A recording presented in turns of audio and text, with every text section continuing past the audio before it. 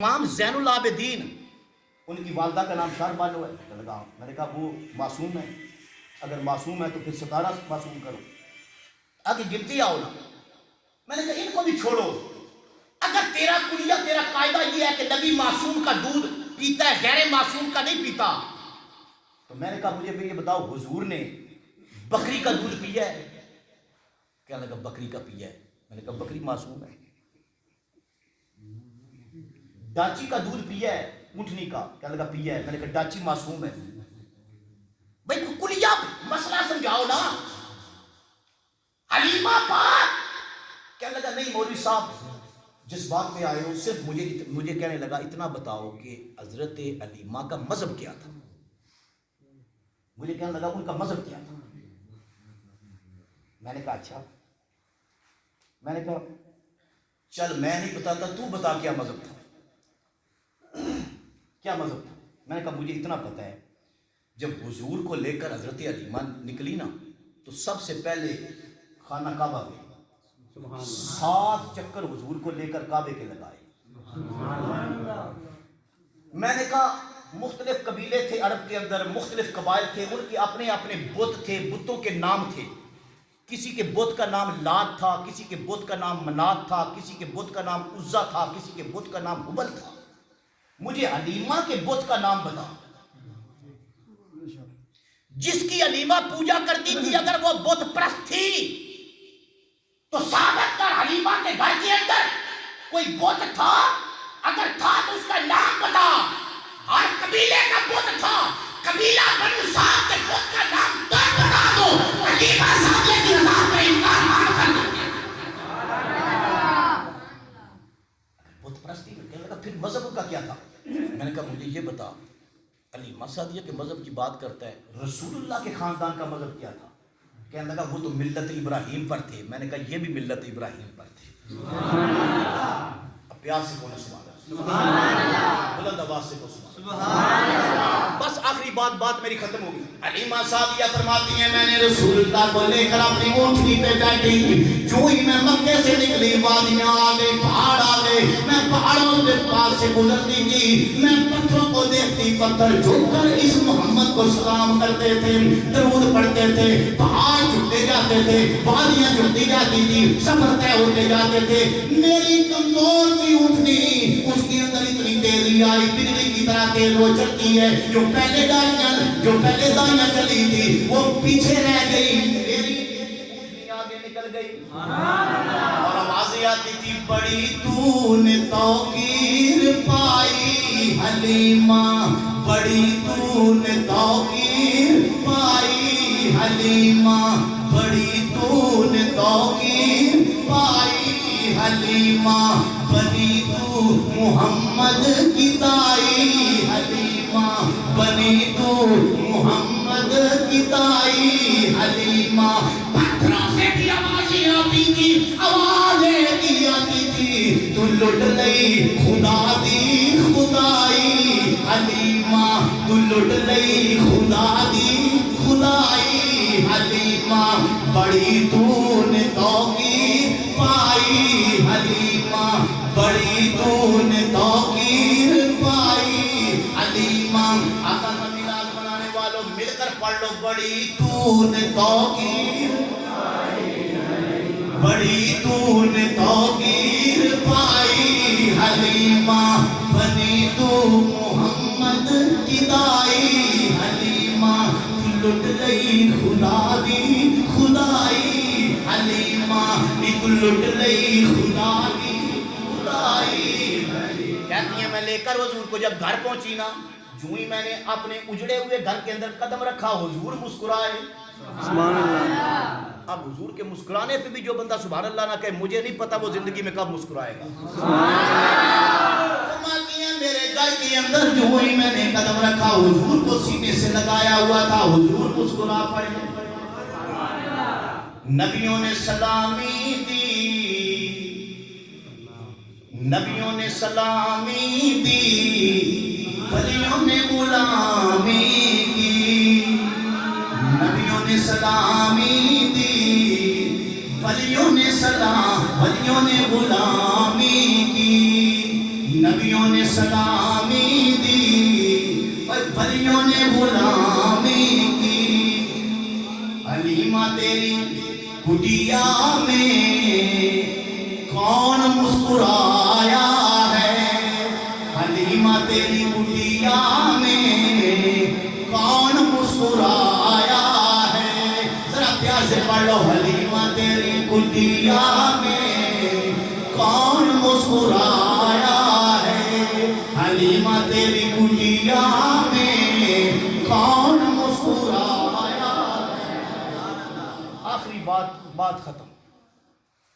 حضرت حضور جب حضرت حلیمہ پاک کے پاس گئے، حلیمہ پاک کی بیٹی تھی اس وقت جو جوان تھی، ان کا نام تھا حضرت شیمہ۔ زور سے سبحان اللہ۔ وہ حضور کو نا اٹھا کے آپ کو وہ آپ کھلایا کرتی تھی، لوریاں دیا کرتی تھی۔ اچھا، وقت گزر گیا، حضرت شیمہ ایک وقت آیا کہ حضور کے صحابہ نے ایک جنگ علاقے پر جنگ کی، حضرت شیمہ کی شادی ہوئی، کسی علاقے میں جا کر وہ آباد ہو گئی۔ جس علاقے میں وہ آباد ہوئی نا، وہاں کے لوگوں کو حضور کے صحابہ نے گرفتار کر کے لے آئے۔ جب گرفتار کر کے لے آئے تو شیمہ جو ہے نا وہ پوچھتی ہیں حضور کے صحابہ سے، تمہارے نبی کا نام کیا ہے؟ انہوں نے کہا ہمارے نبی کا نام ہے محمد صلی اللہ علیہ وسلم۔ تو فرمانے لگی مجھے چھوڑ دو۔ انہوں نے کہا کیوں؟ کہ تجھے پتہ نہیں میں محمد کی بہن ہوں؟ سبحان اللہ۔ دلی نہیں، زور سے بولو سبحان اللہ۔ صحابہ کہنے لگے ہمارے نبی پاک در یتیم ہیں، ان کا ماں جایا بھائی بھی کوئی نہیں ہے، ان کی ماں جائی بہن بھی کوئی نہیں ہے۔ وہ کہنے لگی مجھے پھر اپنے نبی کے پاس لے چلو، میں ان کی بہن ہوں۔ صحابہ دوڑ کر آئی، یا رسول اللہ ایک بی بی ہے، پکڑ کے لائی، وہ کہتی ہے میں محمد کی بہن ہوں۔ ہم نے اسے بڑا سمجھایا کہ ہمارے نبی پاک تو در یتیم ہے، ماں جایا بھائی کوئی نہیں، ماں جائی بہن کوئی نہیں، لیکن وہ بار بار کہتی ہے۔ حضور نے فرمایا کہ یا رسول اللہ مسجد نبوی کے دروازے پر، حضور دوڑ کر گئے۔ اللہ کی قسم جب حضور پہنچے نا، آپ نے حضرت شیمہ کو دیکھا، حضور نے فرمایا تو شیمہ ہے؟ کہنے لگی جی میں، یا رسول اللہ میں شیمہ ہوں۔ سر پہ چادر نہیں تھی، حضور نے جلدی جلدی اپنی مدثر والی چادر اتار کے نا بہن کے سر پر دی، اور فرمایا بھائیوں کا یہ حق بنتا ہے کہ وہ بہن کے سر پر چادر دیں۔ آج تک بھائی اگر بہن کا سر ننگا نہیں ہونے دیتے تو یہ حضور کی سنت ہے۔ ہاں، جو حضور کا امتی ہے وہ بہن کے سر پر چادر دیتا ہے۔ اور اس بھائی کو میں کیا کہوں کہ جو چادر اتروا کے موٹر سائیکل پہ بٹھا کر سارا دن اپنی بہن کو گھماتا ہے اور لوگوں کو دکھاتا ہے، اس کا حضور کے ساتھ کیا تعلق ہے؟ اگر نبی سے تعلق جوڑتے ہو، میلاد مناتے ہو، تو کم از کم اپنے اندر یہ بھی غیرت پیدا کرو یار، اپنے گھروں کے اندر پردے کا اہتمام کیا کرو۔ نبی پاک صلی اللہ علیہ وسلم نے فرمایا شیمہ ہے؟ جی آپ۔ صحابہ جمع ہو گئے، حضور نے فرمایا شیمہ کچھ بات سنا نا بچپن والی۔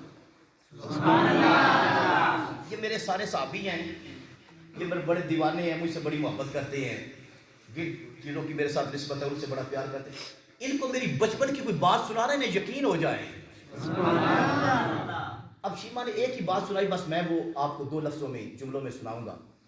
شیمہ کہنے لگی یا رسول اللہ مجھے یاد ہے آپ کو میں جب اٹھاتی تھی نا تو جس طرح بچیاں چھوٹے بچوں کو کندھوں کے ساتھ لگاتی ہیں نا، میں اپنے کندھوں کے ساتھ آپ کو لگایا ہوا تھا، تو میں لوریاں دے رہی تھی۔ لوری پڑھتے پڑھتے نا اچانک جو میں جملہ پڑھنے والی تھی نا، دیکھنا ہر جگہ پنڈ میں ہر ایک رواج ہوتا ہے، فلاں وہ کوئی کہانیاں بنی ہوئی ہوتی ہیں، کہاوتیں بنی ہوئی ہوتی ہیں جو بیویاں پڑھتی ہیں، تو وہ لوری کوئی بنی ہوئی تھی اس علاقے کی۔ شیمہ کہتی ہے کہ یا رسول اللہ میں نے آپ کو کندھے پہ اٹھایا ہوا تھا اور میں اپنے سین کے اندر گھوم رہی تھی، میں لوری سنا رہی تھی، اچانک جب ایک جملہ میں ادا کرنے لگی نا اس کے اندر شرک پایا جاتا تھا۔ مجھے نہیں پتا یا رسول اللہ آپ نے زور کے ساتھ نا اپنے دانتوں کے ساتھ میرے کندھے کو دبایا، وہ جملہ اس وقت سے میں بھول گئی ہوں، آج تک مجھے یاد نہیں آیا۔ وہ جملہ میں بھول گئی ہوں، آج تک مجھے یاد نہیں آیا۔ یار اگر شیمہ علیمہ کی بیٹی رسول کو اٹھائے تو رسول اس کو شرک سے روک لیتا ہے۔ جس ابو طالب نے رسول کو گود میں بھی بٹھایا ہے، کندھے میں بھی بٹھایا ہے، زلفیں بھی پکڑائی ہیں، 15 سال رسول اللہ کی جس نے نگہداشت کی ہے، جس نے جلوت اور خلوت رسول کے ساتھ گزاری ہے، جو بندہ یہ بکواس کرتا ہے کہ بھئی وہ شرک کرتے تھے، میں نے کہا میرا نبی وہ ہے جس کے کندھے کے ساتھ لگے اس کے جسم سے شرک دور کر دیتا ہے، اس کے وجود کے پاس شرک نہیں آنے دیتا۔ تم جناب ابو طالب کی بات کرتے ہو۔